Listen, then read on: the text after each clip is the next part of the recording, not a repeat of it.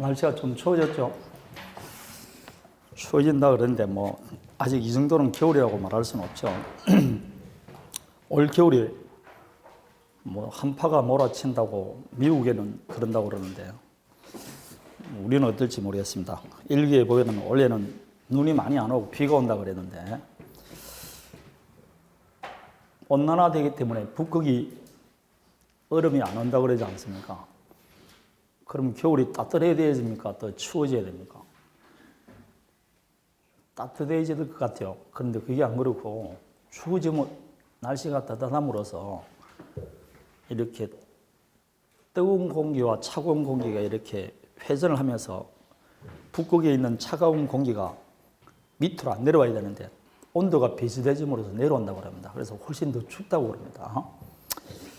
약간 과학적으로 그렇다고 그럽니다. 저번에 말했지만은 추위 잘 견디시기 바랍니다. 감기 걸리면 며칠 가버립니다.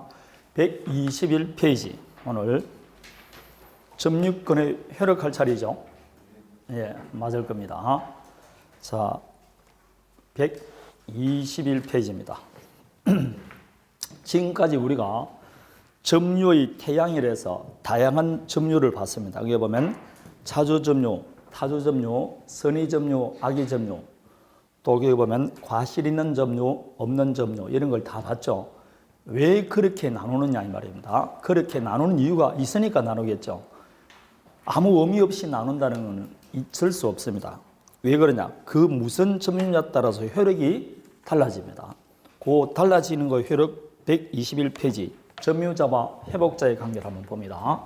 점유자와 회복자의 관계는 예컨대입니다. 갑이 지금 자기 상가가 하나 있어요.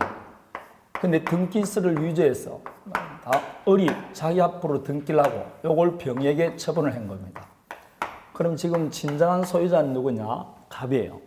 근데 지금 상가를 점유는 누가 하느냐? 병이 하는 겁니다. 예컨대 이 병이 을로부터 매수할 수도 있고 아니면 임차할 수도 있습니다. 이렇게 점유하고 2년이 경과했어요. 그런데 이 상가는 한 달에 월세가 80만 원씩 나옵니다. 그리고 병이 상가를 인수한과 동시에 리모델링 한다고 비용이 3천 들었어요. 비용이 3천 들었다는 겁니다. 그리고 건물 1층을 주차장을 하기 위해서 일부를 철거를 했어요. 철거했다는 멸실을 시켰다는 거죠. 이렇게 하고 있는데 2년 지난 다음에 이 아파트는 이 상가는 내 것인데 왜 당신이 가지고 있느냐? 소유권에 관해서 반환 청구를 했습니다. 누가 성소했게? 갑이 성소했어요. 왜냐? 누구 것이니까? 갑의 것이니까. 그러면 이 병은 자기가 점유하던 이 상가를 갑에게 반환해 줘야 됩니다. 반환해 준다. 다른 말로 하면 병은 점유하는 물건을 진짠 권리자에게 회복시켜 줘야 됩니다. 점유물을 회복시켜 준다 이 말입니다. 도둑놈이 훔쳐한 물건을 나중에 주인한테 돌려줘야 된다, 날려줘야 된다? 돌려주는 것 같아요. 그러면 그동안에 받았던 이 월세 80만 원 또 돌려줘야 되느냐 이 말입니다. 2년간 받았던 월세. 아니면 이 을이 투입한 병이 투입한 비용은 받을 수 있느냐. 지금 1층 일부를 철거했을 때 거기에 따른 손해가 발생했을 거 아닙니까? 그 멸실에 따른 책임은 어느 범위에서 지느냐. 이런 문제가 발생할 수 있게 없게 있죠. 이게 점유자와 회복자의 관계입니다. 점유할 정당한 권한이 없는 자가 진짜한 권리자에게 목적물을 반환할 때 그때 점유하는 동안의 이해관계를 어떻게 조절할 거냐. 이게 점유자와 회복자의 관계입니다. 자, 그래서 요거는 크게 세 가지를 나눕니다. 과실수취권이 있느냐. 법조문을 보면 요거는 세 가지입니다. 201조, 202조, 203조입니다. 두 번째, 멸실훼손에 대한 책임은 어떻게 될 거냐. 다음에 비용을 받을 수 있느냐. 비용상환청구권에 관한 것. 이렇게 세 가지입니다. 자, 비용상환청구권에 관한 겁니다. 그러면 과실수취권이 있느냐 없느냐. 여기 이제 과실이란 물건으로부터 산출되는 경제적 이익을 과실이라 그래요. 물건으로부터 산출되는 경제적 이익인데 과실을 발생하게 하는 물건을 원물이라 그럽니다. 원물. 그럼 이 과실에는 다시 두 가지가 있어요. 천연과실과 법정과실이 있습니다. 천연과실이란 용법에 따라 산출되는 걸 천연과실이라고 합니다. 사과나무의 용도가 뭡니까? 사과 달리는 거죠. 그 사과가 천연과실입니다. 배나무에 배가 달리는 게 천연과실. 젖소의 용도가 우유죠. 우유가 천연과실입니다. 모든 새끼 돼지를 낳는 돼지가 모돈이라고 합니다. 이런 돼지가 아무나 새끼를 낳는 게 아니고 모돈이라고 있습니다. 그럼 그 주된 용도가 뭐라고? 새끼 돼지니까. 그 새끼 돼지가 우리가 말하는 천연과실입니다. 되겠습니까? 그래서 우유 이런 것이 천연과실이다. 기억하면 됩니다. 법정과실은 물건의 사용대가로 받는 걸 법정과실이라고 그래요. 건물 사용대가로 우리가 뭘 받습니까? 임대료 받죠? 임대료, 토지 사용대가로 지료 받습니다. 돈 사용대가로 이자 받습니다. 이런 걸 법정과실이라고 합니다. 천연과실은 뭐 시험에 나올 리가 없으니까 과실금은 법계처럼 월세, 집세, 지료 이걸 생각하게 됩니다. 이게 과실입니다. 과실. 자, 그러면 만일 이 을이 병이 건물을 남에게 빌려줬으면 당연히 임대료가 있는데 빌려주지 않고 자기가 사용했습니다. 그럼 과실은 있습니까? 없습니까? 없죠. 물건을 빌려주면 사용대가가 나오는데 자기가 사용했으니까 없습니다. 그러면 그때는 사용함으로써 누린 이익이 있을 겁니다. 이걸 무슨 이익이라고 하냐면 사용이익이라고 그래요. 따라서 앞으로 이게 과실에는 모두 포함시키느냐? 그 물건을 사용함에 따라 누리는 사용이익도 포함시킵니다. 그 사용이익도 과실하고 같이 취급합니다. 따라서 앞으로 여기만 아니고 저 민법을 통틀어서 제가 과실그름을 항상 모두 포함시킨다. 물건의 사용이익을 포함시킵니다. 이해되겠습니까? 과실그름 모두 포함시킨다. 물건의 사용이익입니다. 여러분 책 122페이지 제일 위에 나와 있습니다. 자, 그러면 201조를 보면 선의의 점유자는 점유물의 과실을 수취한다 되어 있습니다. 이 말은 선의의 점유자에게는 과실을 수취할 권리가 있어요. 있다는 말 자체는 수취했던 과실을 돌려줄 필요가 없다 이 말입니다. 그러나 악의의 점유자는 수취했던 과실을 반환하여 하며 소비를 했거나 자기의 잘못으로 수취를 못한 경우에는 그 대가를 보상하라 이렇게 되어 있습니다. 결국 우리가 선이냐 악이냐 나누는 가장 큰 이유 중에 하나가 과실 수취권이냐 없냐입니다. 만일 이 병이 선이 같으면 2년간 받았던 월세를 돌려줄 필요가 없지만 악이면 받았던 월세 전부 다 돌려줘야 됩니다. 이게 선의와 악의의 차이점입니다. 선의 점유자에게는 과실 수취권이 있습니다. 그러나 악의 점유자에게는 과실 수취권이 없어요. 다음에 멸실훼손에 대한 책임인데 이 멸실훼손에 대한 책임은 점유자의 기책 사유로 즉 점유자의 책임 있는 사유로 목적물이 멸실훼손됐을 때 도대체 어느 범위에서 책임지느냐 이 말입니다. 어느 범위에서 책임지느냐 이것도 선의 악의로 나눕니다. 제가 악의의 점유자 대표적으로 누가 악의의 점유자라고 그랬죠? 예? 악의 점유자 중에 누가 대표적으로 악의 점유자라고 그랬습니까? 그렇죠. 도둑놈입니다. 악의 점유 그러면 도둑놈 이렇게 돼요. 그럼 도둑놈은 훔친 물건을 고의과실로 멸실시켰으면 그냥 줘야 됩니까? 전손해 다 배상해 줘야 됩니까? 전손해를 다 배상해야 됩니다. 그래서 악의 점유자는 멸실훼손에 대해서 전 책임을 다 져야 됩니다. 근데 선의 점유자는 다시 그 선의 점유자가 자주 점유냐 타주 점유냐에 따라 달라집니다. 선이고 자주일 때는 현존익, 쉽게 말하면 그냥 부서진 채로 주면 된다 이 말입니다. 그렇지만 선이라도 타주 점유자는 전 손해를 다 배상해 줘야 됩니다. 왜 그러냐? 예컨대 보세요. 내가 병인데 을로부터 전세권을 설정받았어요. 그럼 자기에게 전세권을 설정받았으니까 자기에게는 전세권 있다고 오신했겠죠? 그럼 당연히 전세권 있다고 오신했으니까 본권 있다고 오신했으니까 선입니다. 그러나 전세권자는 자주입니까? 타주 점유입니까? 전세권자 자기 물건 아니지 않습니까? 그럼 내 아파트 전세 사는 사람이 고의과실로 아파트를 부수고 나면 그냥 나가야 됩니까? 다 손해배상 해줘야 됩니까? 소송 다 해줘야 되죠. 왜냐 자기 물건이 아니니까. 그래서 선이라도 무슨 점유자는 타주 점유자는 전 손해를 다 배상해야 됩니다. 그래서 동그라미 2번 임차인 질권자 등 소유여사가 없는 점유자는 선이라도 악의 점유와 마찬가지로 손해 전부를 배상해야 된다. 요 2번이 중요한 겁니다. 소유여사가 없는 점유자는 선이라도 전 손해를 다 배상해야 됩니다. 임차인 이렇게 생각하면 됩니다. 임차인이 고의과실로 목적물을 멸실하였으라면 돼? 안 돼? 안 되죠. 그럴 때는 다 전 손해를 다 배상해야 됩니다. 다음에 요 비용상환 청구, 요게 뭐 단답형으로 3번 정도 나왔습니다. 다음 중 선악을 구별할 필요가 없는 것, 이게 비용상환 청구입니다. 이 비용상환 청구는 선악을 불문하고 인정해 줍니다. 선악을 불문하고 인정한다는 말 자체는 도둑놈도 뭐는 받을 수 있다? 비용은 받을 수 있다 이 말입니다. 도둑놈도 비용은 받을 수가 있습니다. 선악 불문한다는 게 그때였습니다. 도둑놈도 비용은 받을 수 있다. 왜 그런지 봅니다. 이 비용은 필요비와 뭐가 있다? 유익비가 있어요. 필요비, 유익비 이렇게 나와 있습니다.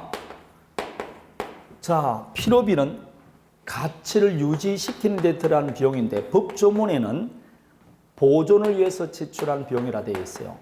유익비는 가치를 증가시키는 데 들어가는 비용인데 법조문에는 개량을 위해서 지출한 비용이라 되어 있습니다. 그러면 만일 갑이 가지고 있는 건물이 있습니다. 건물은 그대로 두면 자연적인 현상에서 가치가 하락하게 안 하게 하락합니다. 그런데 이 병이 점유하면서 가치를 하락시키지 않도록 자기 비용을 들어서 가치를 유지시켜 줬습니다. 그럼 유지시켜서 갑에게 돌려줬으면 갑의 입장에서는 이익을 받습니까? 안 받습니까? 받죠. 불로소득입니다. 따라서 이 경우에는 갑 자신이 이익을 받기 때문에 병이 무슨 점유냐 알 필요가 없이 공평의 원칙에서 비용을 줘야 됩니다. 그래서 이 공평의 원칙이기 때문에 악의 점유자에게도 비용 상환청구권이 인정되는 겁니다. 그래서 선악을 불문하고 인정하는 겁니다. 아니면 이 병이 이 건물을 개량을 해서 원래는 3억짜리였는데 지금 3억 2,500짜리로 만들어졌어요. 그러면 이 병이 가만히 있었으면 갑의 입장에서는 3억짜리밖에 못 받는 걸 가지고 이 병이 비용을 투입해서 2,500이나 가격을 상승시켜 줬으니까 그 금액만큼은 병에게 지급해야 된다, 안 해야 된다? 해야 되겠죠. 그게 공평한 겁니다. 그래서 이 비용상환청구는 선악을 구별할 필요 없이 공평의 원칙에서 인정된다. 이렇게 말하는 겁니다. 그래서 필요비, 유익비는 뭘 불문한다? 선악을 불문하고 인정해 줍니다. 자, 여기서 이제 유익비는 문제가 있습니다. 유익비는 첫 번째 가액의 증가가 현존해야 돼요. 가액의 증가가 현존하고 회복자의 선택에 좋습니다. 회복자의 선택에 쫓아서 지출금액이나 증가액을 청구할 수 있습니다. 지출금액이나 증가액을 청구할 수 있다. 이 말은 무슨 뜻이냐 하면 예컨대 말입니다. 지금 이 병이 가지고 있는 건물은 3억짜리였어요. 근데 이게 지금 도시가스가 들어오지 않고 LPG가스가 들어옵니다. 근데 이 병이 점유하면서 도시가스로 집어넣었어요. 근데 도시가스로 집어넣는데 비용이 400 들었습니다. 그럼 지출금액이 400입니다. 그러면 도시가스가 들어가는 건물과 들어가지 않는 건물은 400 정도 차이밖에 안 나올까요? 금액이 더 클까요? 이거는 사모님한테 물어보면 됩니다. 여기는 지금 3억짜리와 3억 2,500짜리가 있는데 하나는 도시가스가 들어가는 거 하나는 도시가스 안 들어갑니다. 그러면 사모님은 2,500 더 비싼 걸 선택할까요? 싼 걸 선택할까요? 비싼 거. 그러면 이 도시가스 가치가 얼마 정도 나간다는 겁니까? 2,500 정도 더 나간다는 겁니다. 그래서 보통 도시가스 들어온 거 안 들어오면 2,500에서 3,000 정도 차이가 납니다. 그럼 이 400을 들임으로써 이 집 가치는 얼마나 증가했다고? 2,500 증가했지 않습니까? 이렇게 지출금액과 증가액이 반드시 같지는 않습니다. 아파트를 리모델링 하기 위해서 5천 들어갔습니다. 그럼 지출금액은 5천이에요. 그렇다고 리모델링 안 한 집보다 5천 더 받을 수 있습니까? 안 하잖아. 리모델링은 지가 좋아서 한 거지 일반인한테는 안 됩니다. 고친 집과 안 고친 집 차이 나봤자 2천 정도밖에 차이가 안 나요. 그럼 이거는 지출금액이 더 크고 증가액은 적습니다. 이렇게 지출 금액과 증가액이 반드시 같지 않으니까 요 둘 중에 선택은 누가 한다고? 회복자의 선택이 좋습니다. 아주 시험에 자주 나옵니다. 점유자가 선택하는 게 아니고 회복자의 선택에 쫓아서 지출 금액이나 그 증가액의 상환을 청구할 수 있다라고 되어 있습니다. 그런데 아파트를 리모델링 한다고 5천을 취급했지만 이 아파트가 40년이 경과해서 이제 재건축하려고 합니다.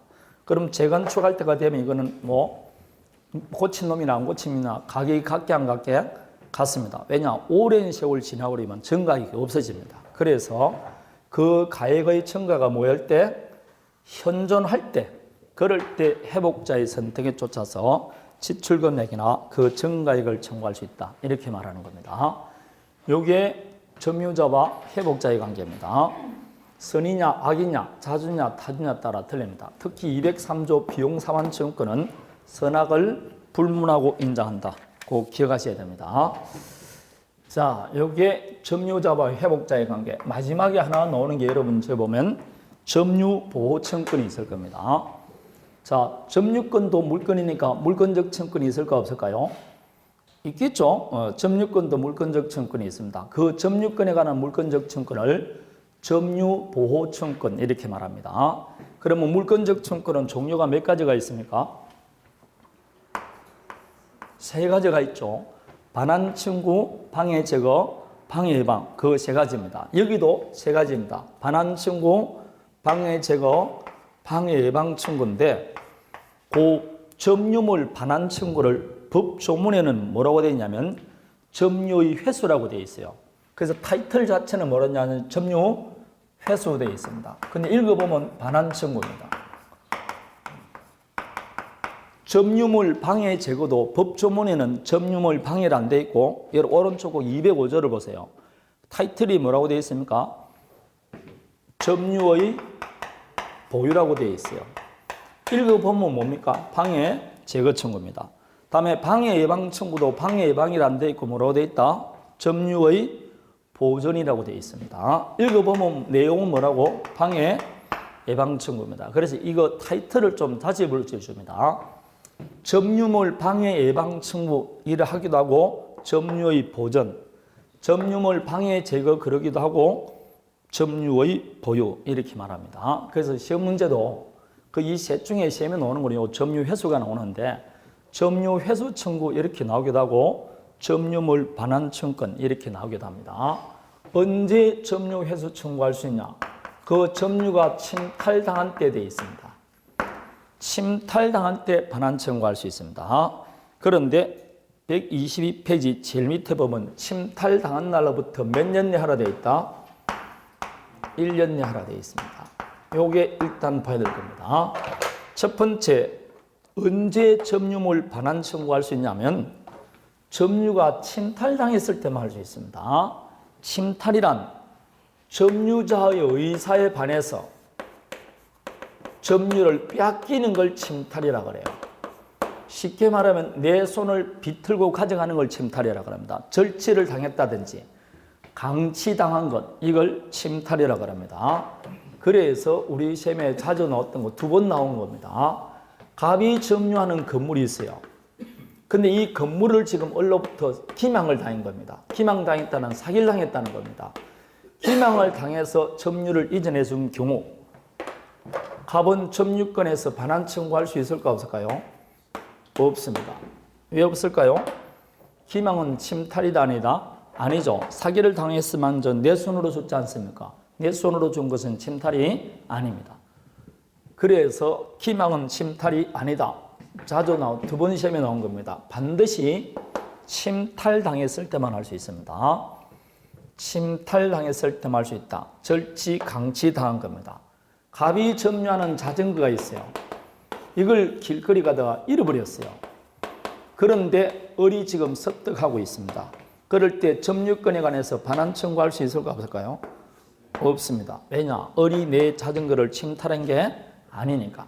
침탈했을 때만 반환 청구할 수 있습니다. 절치, 강치, 그래서 사기, 유실물 이런 것들은 침탈이 아닙니다. 침탈당했을 때만 할 수 있다. 자, 그러면 다시 갑이 지금 점유하는 건물을 을로부터 침탈을 당했어요. 침탈을 당해서 점유를 예전해 줬는데 침탈당한 날로부터 1년이 넘어버렸어요. 그럼 이제는 반환 청구할 수 있게 없게? 없습니다. 1년 내 하라 되어 있습니다. 즉 이 점유물 반환 청구는 제척 기간이 몇 년이다? 1년입니다. 1년 내 행사하지 않으면 소멸됩니다. 1년 내 하라 되어 있습니다. 침탈당한 날로부터 1년 내 다시 선의의 특별승계인에게 행사할 수가 없습니다. 선의의 특별승계인에게 행사할 수 없다. 예컨대 이 말입니다. 갑이 지금 점유하는 건물을 을이 침탈했어요. 그런데 침탈한 을이 이걸 다시 처분을 해버렸습니다. 처분했는데 병은 이 건물을 침탈했다는 사실을 모르고 승계받았습니다. 그럴 때 점유권에 기해서 병에게 반환 청구할 수 있게 없게? 없습니다. 침탈자가 가지고 있으면 좋은데 그 자가 처분했을 때 그 처분받은 승계인이 뭐일 때는 못한다? 선의일 때는 못합니다. 선의의 특별 승계인은 행사할 수가 없습니다. 만일 이 병이 악일 때는 가능해요. 그러나 선의의 특별 승계인은 행사할 수가 없습니다. 그래서 이 점유 회수 청구가 가끔 시험에 나오는데 무조건 요 셋 중에 하나가 나옵니다. 오로지 침탈당했을 때만 할 수 있다. 두 번째, 침탈자의 선의 특별 승계인에게 못한다. 세 번째, 침탈당한 날로부터 1년 내 행사해야 됩니다. 1년이 경과한다면 할 수가 없습니다. 그러면 만일 이 병이 악일 때는 반환 청구할 수 있게 없게 있습니다. 선의의 특별 승계인을 행사할 수가 없습니다. 이해되겠습니까? 간단하지 않습니까? 침탈, 선의의 특별 승계인을 못한다. 1년 내 하라. 이런 제한이 붙는 게 점유물 반환 청구입니다. 지금 제가 소유권을 하고 있습니까? 점유권 하고 있습니까? 도둑놈도 점유자입니까? 아닙니까? 예? 그럼 도둑놈도 이 권리가 있다는 겁니까? 없다는 겁니까? 예?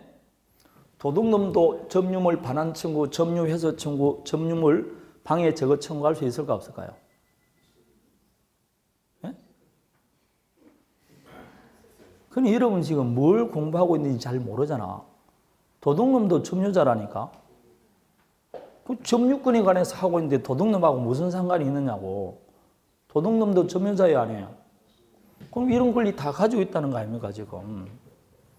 내가 소유권 하는 게 아니라니까. 점유권을 하잖아, 점유권. 점유권은 본권하고 관계 있어요, 없어요? 그리고 지금 그 점유권을 하고 있다고. 그럼 여러분 지금 들으면서 계속 소유권이라 생각하니까 자꾸 안 맞고 그렇잖아. 점유권을 공부하고 있다니까. 그 사람에게 점유할 권한이 있는지 없는지 묻지 않는다니까. 점유하고 있는 사람에게 인정되는 권리가 이 권리라니까.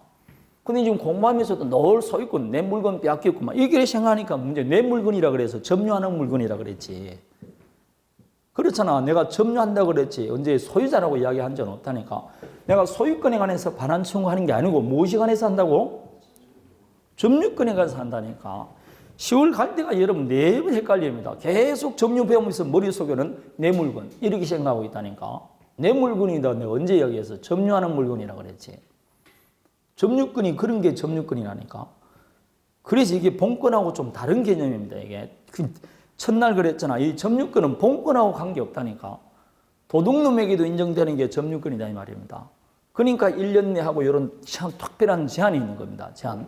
소유권에 관해서 하는 거 아니에요 지금? 만약 이 갑이 소유권에 관해서 반환 청구한다. 이러면 이거 완전히 문제가 달라진다니까. 여기 지금 말하는 건 점유권. 그래서 점유 회수 청구는 세 가지 제한이 있다. 그걸 딱 기억하셔야 되는 겁니다. 소유권하고는 틀려요. 소유권하고 다릅니다. 자, 그럼 오른쪽 123페이지 보면 205조가 나올 거예요. 이게 점유물 방해 제거인데 보면 방해받은 때는 방해 제거 및 손해배상 청구할 수 있다라고 되어 있을 겁니다. 맞습니까? 그리고 방해가 종료한 날로부터 몇 년 내하라? 1년 내하라 되어 있을 겁니다. 그리고 공사로 인한 방해의 경우에는 공사 착수 1년이 경과했거나 1년이 경과되지 않더라도 공사가 완성된 때는 방해 제거 못합니다. 이럴 때는 손해배상만 청구할 수 있습니다. 왜냐? 공사가 계속 진행됨에도 불구하고 그동안 계속 두다가 1년이 지난 다음에 철거하라 이렇게 말한 건 안 맞다는 겁니다. 그래서 공사로 인한 경우에는 1년 안에 해야 되고 완성되면 못합니다. 다음에 점유물 방해 예방 청구인데 요거는 방해받을 염려가 있을 때 하는 게 방해 예방 청구라 했습니다. 그런데 만일 갑이 점유하는 토지가 있어요. 근데 을이 지금 자기 토지 위에 돌담이 있는데 이 돌담이 무너질 것 같다. 지금 무너지지 않지만 무너지면 내 토지 사용을 방해받으니까 방해를 뭐 해달라? 예방해달라 그러는데 을이 하는 말이 무슨 소리냐? 20년인 지나더라도 넘어지지 않을 거야.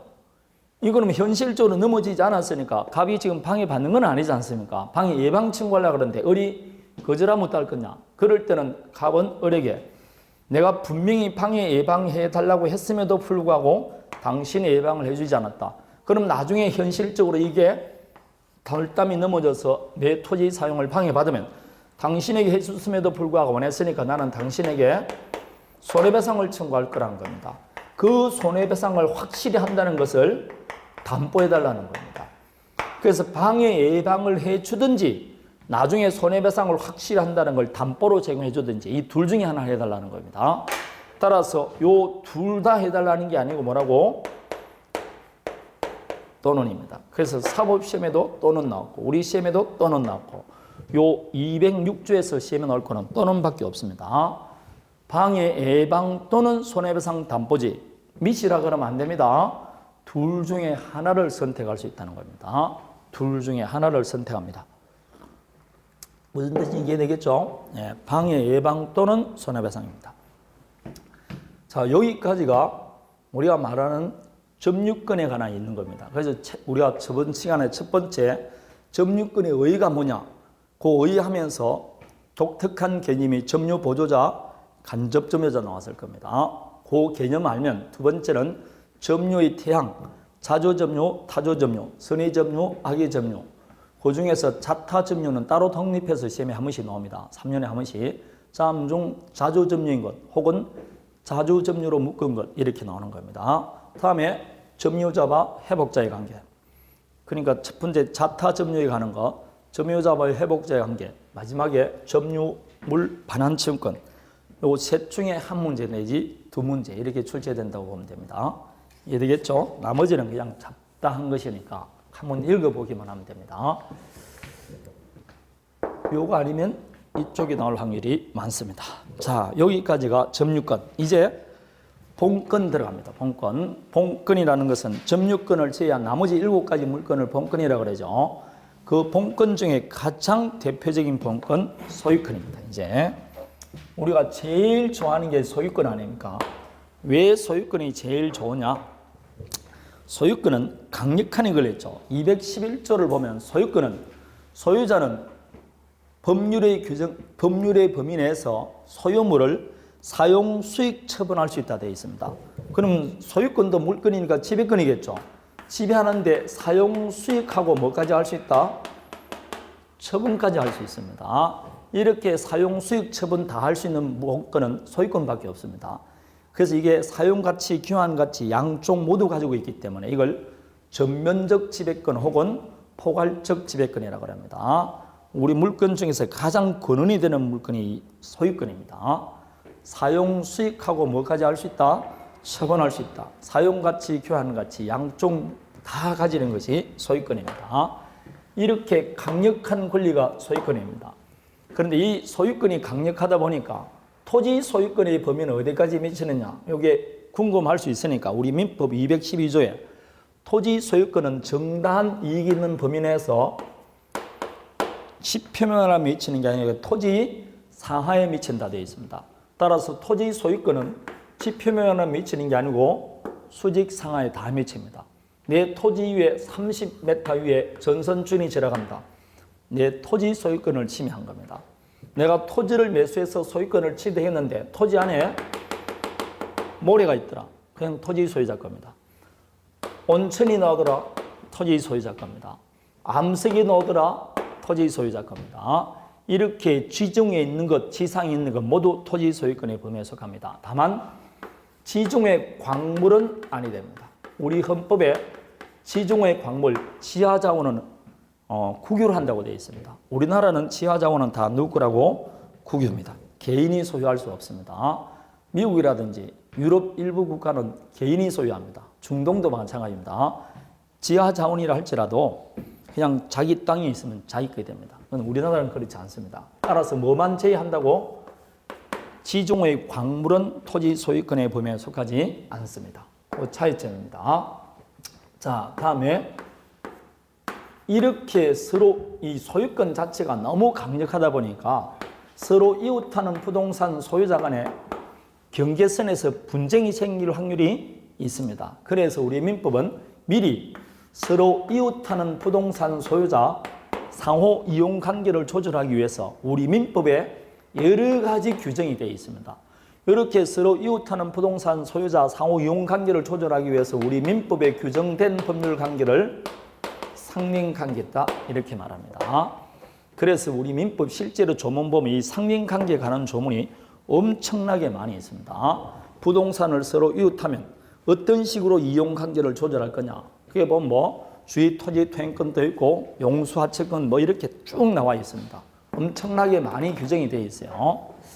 그런데 이 상린관계에 관한 규정이 여러분 기본 여기 요약집에는 없죠. 없는 이유가 우리 민법이 시행이 1960년도 시행됐지 않습니까? 그럼 민법이 실제로 만들어질 때는 58년도에를 이렇게 민법이 처음 만들어집니다. 45년도에 해방됐는데 왜 이렇게 늦게 만들어졌느냐? 45년 해방되고 나서 어쩌고저쩌고 하다가 50년도 전쟁이 터져버렸지 않습니까? 그리고 53년도 휴전됐죠. 휴전됐지만 여전히 전쟁하고 있었어요. 그러니까 겨우 58년 돼서 정신 차려가지고 60년도부터 이 법을 시행했습니다. 그러면 상린관계라는 게 서로 이웃하는 부동산 소유자인데 그럼 58년도는 서로 이웃하는 부동산 소유자가 뭐 공장 가진 사람이 있을까 없을까요? 없죠. 그때는 전부 다 우리나라는 무슨 농업이었습니까? 수준농업 농업국가였습니다. 아무것도 없었어요. 뭐 쉽게 말하면 전기 한 돌 돌았다 안 돌았다? 안 돌았습니다. 여러분 일제시대 때 우리나라는 화학발전소는 없고 이북에 수력발전소가 있었어요. 그 수력발전소가 이제 전기를 다 끄서는데 45년 해방되고 나서 몇 년 있다가 북한에서 뭘 안 줬습니까? 전기 안 줬어요. 그래서 전기 하나도 없었습니다. 서울은 나중에 여기서 인천 아파트에서 미군 이거 군하면서 발전기를 돌렸어요. 그걸 돌려가 이렇게 연결시켜가지고 서울 일부에 들어오고 그랬던 겁니다. 그러다 전쟁이 나버렸으니까. 그럼 전혀 없는 거죠. 공장도 전부 다 북한 쪽에 있었으니까. 그래서 수전농업이었습니다. 이 말 자체는 이 지금 상린관계에 관한 규정은 60년도, 50년도를 기준해서 만들어진가. 지금 우리나라가 완전히 발전돼서는 이게 잘 맞게 안 맞게? 잘 안 맞습니다. 조문은 굉장히 많은데 현실적으로 사용이 안 되고 있습니다. 그래서 엄청나게 많은 조문이 사문화됐다고 합니다. 죽은 조문이다 이 말입니다. 왜 죽은 조문이냐? 현실적으로 맞지가 않으니까 그렇습니다. 그래서 조문은 맞지만 공부할 것 몇 개 되지 않습니다. 사용이 안 되기 때문에 그렇습니다. 자, 이렇게 지금 우리 민법에는 소유권에 관한 규정이 첫 번째 소유권이 뭐냐? 그리고 토지 소유권에 보면은 수직 상하에 미친다. 그리고 서로 이웃하는 부동산 소유자 간에는 이런 식으로 부동산을 사용하라고 상린관계가 규정이 되어 있어요. 근데 이거는 별로 중요하지가 않습니다. 현실적으로 잘 맺히지 않으니까. 그러면 세 번째 규정된 게 뭐냐? 소유권 취득입니다. 그럼 이 세상의 모든 권리 취득은 둘 중에 하나죠. 법률 행위로 인한 취득과 법률의 규정한 취득입니다. 근데 법률 행위로 인한 취득은 민총에서 봤으니까 이제는 법률의 규정한 소유권 취득을 봅니다. 그 법률의 규정한 소유권 취득은 보기보다 많습니다. 시효취득, 선의취득, 무주물 선점, 유실물 습득, 매장물 발견, 부합, 혼화, 가공 그걸 합해서 첨부라 그럽니다. 이런 것들이 규정이 되어 있습니다. 125페이지 제일 위에 나와 있죠. 그럼 결론은 이런 사유로 인해서 소유권을 취득할 수 있다 이 뜻입니다. 이런 사유로 인해서 그 중에서 이제 선의취득은 우리 시험 범위에 거의 안 들어간다고 보면 될 것이고 시효취득부터 보도록 하겠습니다. 그래서 시효취득을 봅니다. 시효라는 것은 저번에 이야기했죠. 시간이 주는 효력을 시효라 그랬습니다. 그래서 예컨대 말입니다. 갑이 지금 권리가 없습니다. 없음에도 권리가 있느냐 행사를 해요. 그럼 오랜 동안 행사하면 이 행사하는 상태를 존중해서 없던 권리를 갑에게 하나 발생을 시킨다. 발생이란 갑의 입장에서 뭐한다? 권리를 취득합니다. 누가 와서 권리를 주느냐? 오랜 동안 행사했으니까 시간이 와서 이런 효력을 줍니다. 이런 시간의 효력을 시효. 취득시키는 시간의 효력을 뭐한다? 취득시효라고 합니다. 저번에 소멸시키는 효력을 소멸시효라 했습니다. 이렇게 권리를 없음에도 일정 기간 행사하면 없던 권리가 하나 발생할 수 있습니다. 예컨대 갑이 지금 소유권이 없어요. 없는데 소유권이 있는 양 행사합니다. 20년 정도 행사하면 없던 소유권이 하나 생깁니다. 갑이 지금 지상권이 없어요. 없음에도 불구하고 지상권이 있는 양 행사한다. 없던 지상권이 하나 생깁니다. 갑이 광역권이 없음에도 불구하고 광역권이 있는 양 행사한다. 그럼 없던 광역권이 하나 생깁니다. 이렇게 권리는 없으면서도 행사하면 권리가 생깁니다. 꼭 이 말은 소유권만 시효취득한다는 뜻이 아닙니다. 다른 권리도 시효취득할 수 있다 이 뜻입니다. 그리고 지금 내가 토지만 예를 들어 가지고 시효취득할 수 있는 게 꼭 부동산만 시효취득하는 게 아니고 동산도 시효취득할 수 있게 없게 있습니다. 동산, 부동산 모두 시효취득할 수 있고 소유권만 시효취득하는 게 아니고 다른 권리도 시효취득할 수 있어요. 그런데 우리는 그 중에서 지금부터는 뭘 본다? 부동산, 그 중에서 뭘 본다? 소유권 시효취득을 지금부터 보는 겁니다. 부동산, 소유권 시효취득을 봅니다. 이 말은 부동산만 시효취득 된다는 뜻도 아니고 소유권만 시효취득 된다는 뜻도 아니다 이 뜻입니다. 요 소유권에 관한 시효취득을 보면 나머지 권리에 관한 시효취득은 요 규정을 준용한다 이렇게 생각하시면 됩니다. 자, 부동산 소유권 시효취득 하는 겁니다.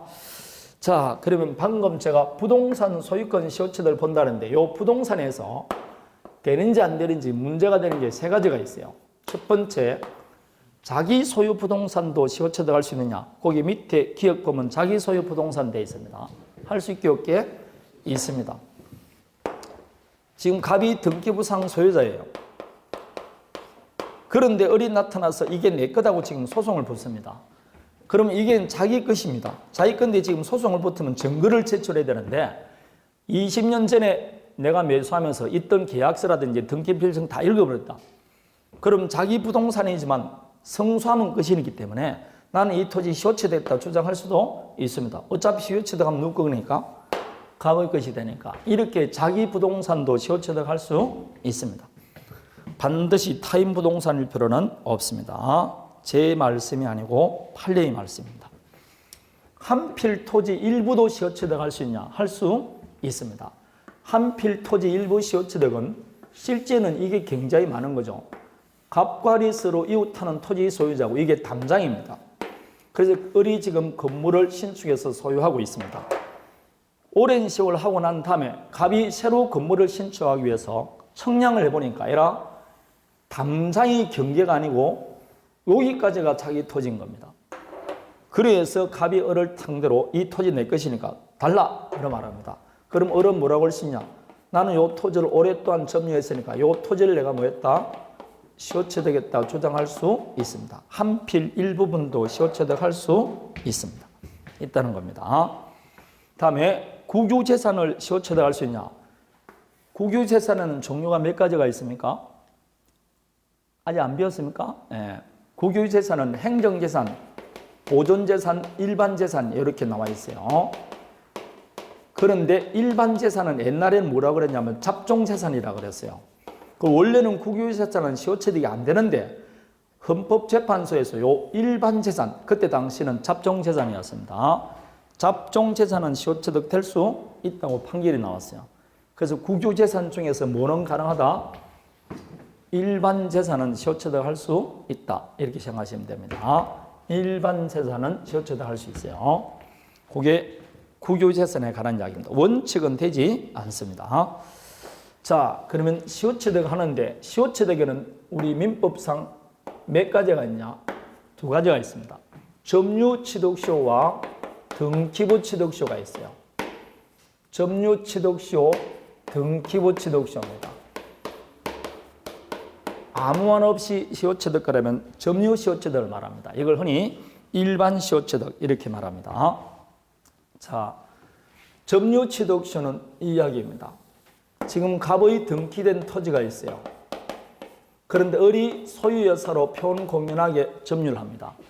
이런 식으로 20년을 딱 점유하면 이 을은 이 토지 소유권 취득합니다.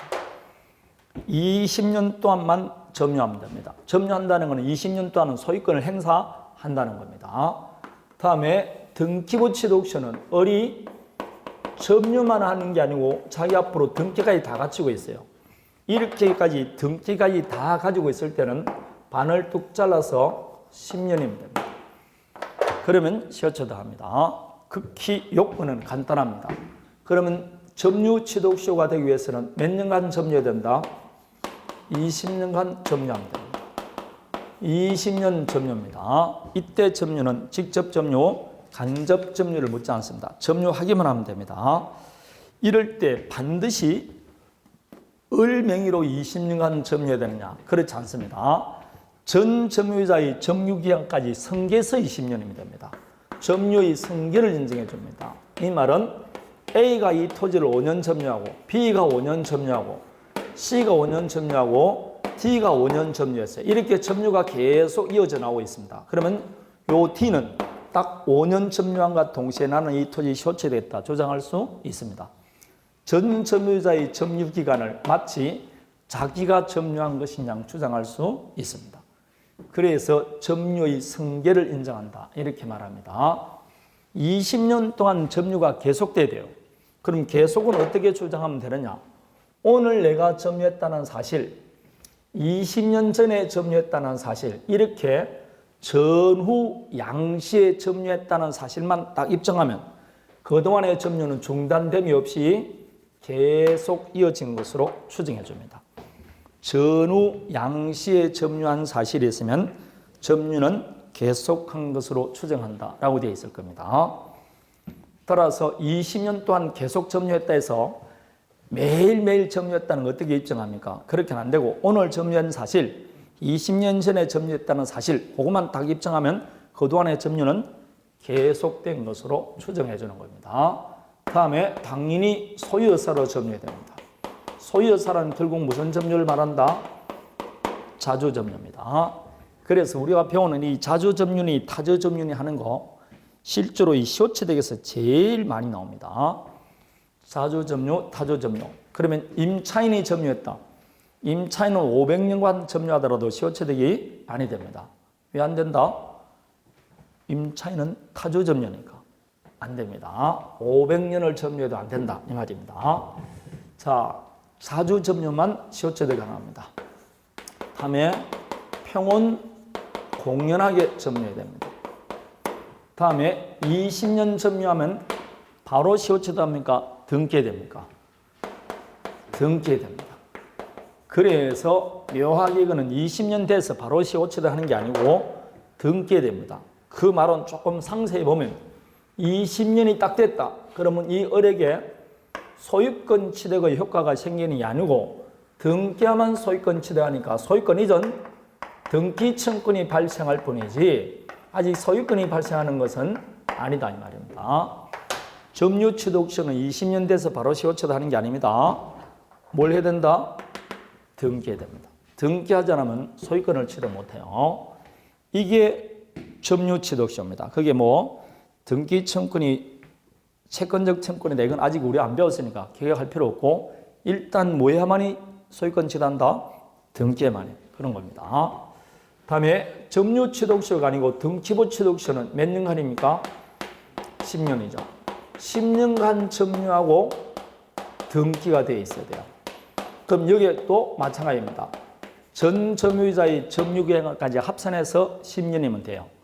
그럼 등기도 승계를 받을 수 있느냐? 됩니다. 즉 등기도 을 명의로 10년간 등기할 필요 없고 전 등기명의 등기기간까지 합산해서 10년이면 됩니다. 그래서 점유는 점유대로 승계받을 수 10년, 등기도 등기대로 10년 받아 승계받아서 10년이면 돼요. 반드시 을명의로 10년 점유하고 을명의로 10년 등기할 필요 없습니다. 그럼 이 등기는 적법 유효한 등기가 되느냐? 아닙니다. 무효 등기라도 시효처득할 수 있습니다. 아무 관계 없습니다. 반드시 유효할 필요는 없습니다. 예컨대 이 말입니다.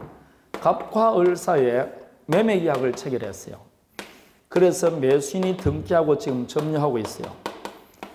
그런데 이 매매가 무효가 되었어요. 그래서 을 앞으로 된 등기도 무효입니다. 근데 갑이 을 앞으로 된 등기를 무효니까 말소시키고 받아야 되는데 이걸 받지 않고 찰필 미뤘습니다. 몇 년이 딱 돼버리면 10년 되면 을이 시효처리하는 겁니다. 왜냐? 매수했으니까 자조점유 아닙니까? 그리고 이 등기는 무효 등기라도 무방하니까 이 상태로 10년 되면 을이 이 부동산 시효처리하게 되는 겁니다. 반드시 적법 유효한 등기일 필요는 없습니다. 무효 등기라도 무방하다. 다음에 무슨 의사로 점유해야 된다? 소유의사로. 평온 공연하게 똑같습니다. 그러면 이 을은 벌써 자기 앞으로 뭐가 되어 있으니까? 등기가 되어 있으니까 문제가 없습니다. 그러면 하나 더 추가되는 게 선의무과실이 돼요. 점유취득시는 선의무과실이 요건이 아닌데 이것은 선의무과실이 됩니다. 아무리 자기 앞으로 등기가 되어 있더라도 그 점유가 선의무과실을 하지 않으면 등기부 취득시효가 인정되지 않습니다. 그럼 이 선의무과실은 전 점유 기간 동안 계속해서 선의무과실이 되느냐? 아닙니다. 언제만 선의무과실하면 되느냐? 점유 개시한 때만 선의무과실하면 됩니다. 즉 시효기간 내내 선의무과실할 필요 없고 점유를 개시한 때 그때만 선의무과실하면 됩니다. 점유 개시 시만 선의무과실하면 된다 이 뜻입니다. 그럼 무과실은 추정이 될까 안 될까요? 저번 주에 했죠? 무과실은 추정이 아니 된다 했습니다. 항상 이거는 기억해야 돼요. 따라서 을 스스로 나는 이걸 무과실로 점유했다는 걸 입증해야 됩니다. 무과실은 추정이 안 되니까 시효취득자 스스로가 무과실로 점유했다는 걸 입증해야 됩니다. 자, 등기부 취득시효는 자기 앞으로 벌써 등기가 되어 있으니까 그냥 10년 딱 되면 바로 소유권 취득합니다. 이 요건만 갖추면 아무 문제 없습니다. 점유 취득시효는 등기되지만 등기부 취득시효는 벌써 자기 앞으로 등기가 되어 있으니까 아무 요건 갖출 필요 없이 이것만 딱 갖추면 10년이 되면 바로 소유권 취득합니다. 그래서 등기부 취득시효는 실제로 분쟁이 없고 시험에 잘 나오지 않습니다. 이게 더 중요한 거죠. 자, 그럼 여기서 이런 요건을 갖췄으면 그 효과는 어떻게 되느냐? 효력이라는 게 당연히 뭘 취득하는 겁니까? 소유권 취득하는 게 효력이지 뭐. 그래서 소유권 취득합니다. 여러분 책 126페이지 점유 취득 시효 그 요건 2번 효과 그 지금 효과를 보고 있는 겁니다. 첫 번째 소유권을 취득하는데 이때 소유권 취득은 원시 취득일까요? 승계 취득일까요? 당연히 원시 취득입니다. 이 말은 을은 이 갑의 권리를 승계받는 사람이 아니에요. 마치 무인도가 하나 있었는데 국가가 너에게 소유권 가져 하듯이 공짜로 준다 이 말입니다. 갑의 권리를 승계받는 게 아니고 원시취득입니다. 원시취득이라는 말 속에는 전주의 권리를 승계받는다 안 받는다? 예? 원시취득은 승계받습니까 안 받습니까? 봐봐요. 첫날 할 때 이걸 까먹었잖아요. 권리취득은 원시취득 아니면 무슨 취득이 있다? 그럼 원시취득과 승계취득은 완전히 다른 개념인데 원시취득은 전주라는 개념이 있습니까 없습니까? 내가 없다 그랬잖아요. 이건 나한테 권리를 주는 사람이 없다니까 최초로 취득하는 겁니다. 만일 여기에 저당권이 하나 설정되어 있는 토지예요. 아니면 비합부로 압류등기가 하나 들어온 부동산입니다. 지금 소유자는 갑인데 이 부동산에 지금 저당권도 들어있고 압류등기도 들어와 있어요. 드디어 20년 점유해서 을이 시효체득해서 등기 가져갔습니다. 그럼 이 저당권 압류등기를 가진 자는 즉 저당권자는 이 을에게도 저당권 주장할 수 있게 없게 예? 주장할 수 있을까 없을까요?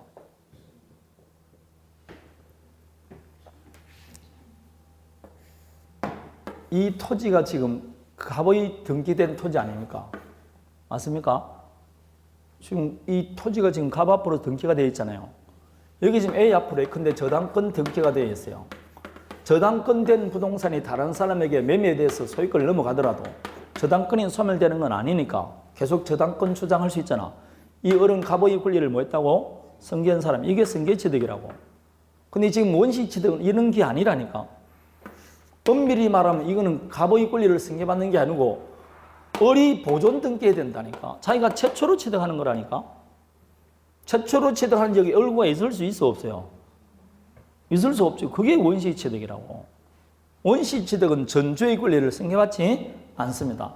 따라서 전주의 이런 제한된 권리는 원칙적으로 전부 다 어떻게 된다? 다 소멸됩니다.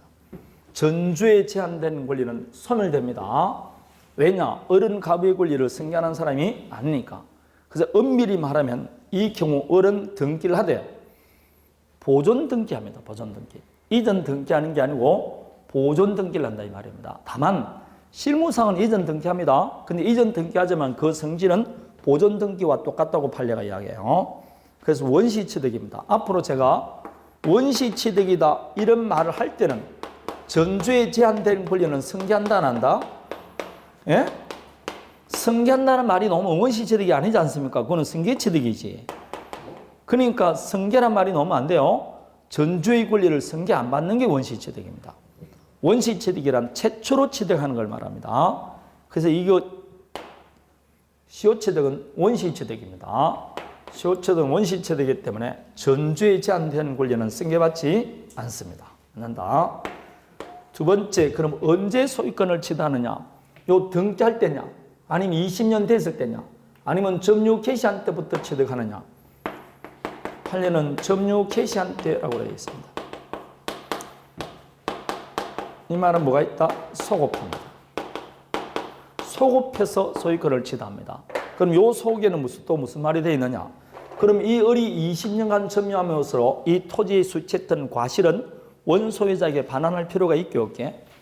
없죠. 왜냐? 언제부터 지 것이었으니까.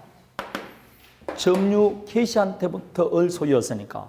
그동안에 점유했던 과실들은 반환할 필요가 없습니다.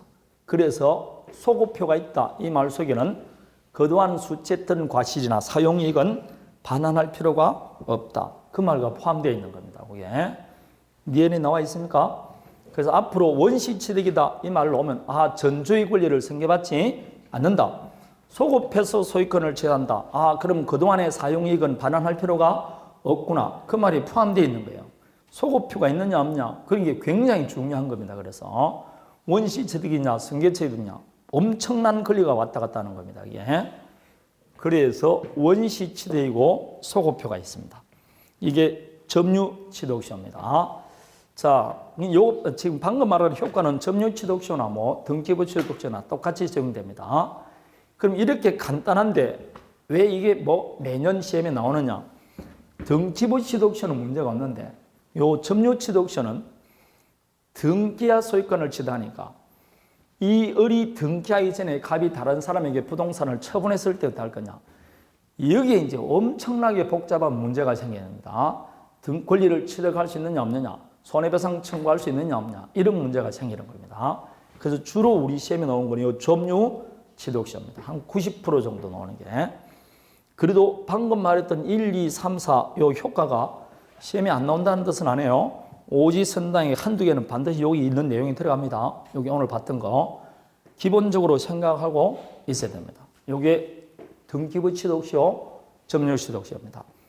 점유취득시효는 몇 년간? 20년. 등기부취득시효는 10년입니다. 다만 등기부취득시효는 선이고 무과실에 돼. 점유취득시효는 선의무과실 요건이 아니에요. 등기부취득시효만 선의무과실 요건입니다. 일주일 지나고 한 달 지나면 여러분 지금 이것도 간단한 것도 다 까먹습니다. 어느 게 선의무과실인지 그걸 잘 모른다니까. 자, 그럼 동산도 시효취득할 수 있다 했죠. 그럼 동산은 몇 년이냐? 10년입니다. 그게 보면 오른쪽 법조문 동산은 10년이라고 되어 있을 거예요. 그런데 이 동산도 선의무과실로 점유하면 다시 반을 뚝 잘라서 5년입니다. 이걸 단기 시효취득이라고 그래요. 그래서 결론을 말하면 부동산은 20년, 10년, 동산은 10년 5년입니다. 뭘 때만 5년이라고? 선이 무가 실을 때는 5년 그렇습니다. 동산 시효취득은 요 법조문 외에는 안 나오니까 10년 5년만 해오면 됩니다. 나머지는 나오지 않고 부동산만 나옵니다. 자, 요게 시효취득입니다. 시효취득. 나머지 토지 공짜로 시효취득하는 것 같이 보이죠? 을의 입장에서는 공짜로 내 걸 가지는 것 같죠? 그럼 갑의 입장에서는 억울한 것 같지 않습니까? 여러분, 제가 만일 토지가 있으면 내 토지는 누가 시효취득하는 사람이 있게 없게? 어린 반푼어치도 없습니다. 제가 만일 저 깊은 산골 강원도에서도 오지 이틀에 차 한 번 들어가는 그런 곳에 내 땅이 있더라도 나는 가보게 한번 가봅니다. 근데 가보는데 내 토지 위에 지금 을이라는 자가 소유여사로 평공연하게 지금 점유하고 있어요. 그럼 점유했다는 게 내 눈에 보여 안 보여? 공연하게 점유하니까 보이죠? 그걸 20년 동안 가만뒀다는 게 말이 맞습니까? 그럼 이 가부 입장에서는 20년간 내 토지를 소유여사로 지그시냥 지금 점유하고 있는 사람이 있음에도 불구하고 놔뒀다는 건 이런 사람을 권리 위에 잠자는 자라 그래요. 자기가 권리가 있음에도 불구하고 그 권리를 행사하지 않고 나태하게 잠잔다는 거죠. 그럼 오히려 이 을이 지금 20년간 자기 것처럼 이렇게 경작하는 이런 사람에게 우선 군순이 옳다는 겁니다. 그래서 이 갑이 억울한 게 아니고 갑이 너무나 뭐라고? 나태한 사람이에요. 20년 동안 권리를 행사하지 않는다니까. 말이 안 맞지 않습니까? 지금 을이라는 사람이 소유여사로 점유하는데 그럼 여러분이 왔을 때 누가 소유자 같아요? 을이죠. 을이 20년간 소유여사로 지금 점유하고 있다니까. 그럼 갑이라는 사람이 20년간 아무 행사를 안 한다는 건 말이 안 맞지 않습니까? 그러니까 이게 그렇게 갑이 너무 억울해요. 이렇게 할 필요가 없는 거예요. 그 권리 위에 잠자는 자의 권리를 박탈시키는 제도가 이 제도라 그래요. 이게 시효취득입니다. 등기부 취득처는 자기 앞으로 모두 안 돼 있다는 겁니까? 등기된 다른 사람 앞으로 등기돼 있고 그 사람이 소유여사로 점유까지 하고 있는데 왜 10년간 아무 말을 안 하냐? 이 말이 안 맞지 않습니까? 그래서 이 시효취득을 인정해주는 제도입니다. 왜 이런 일이 왜 있습니까? 억울해요. 그럼 공부가 안 된다니까. 그러지 말고 충분히 있을 수가 있는 일이구나. 그럼 맞겠구나. 이렇게 생각하고 있어야 되는 겁니다. 자, 그럼 나머지 법률의 규정에 의한 소유권 취득 보고 공유 들어가도록 하겠습니다. 좀 쉬었다 할게요.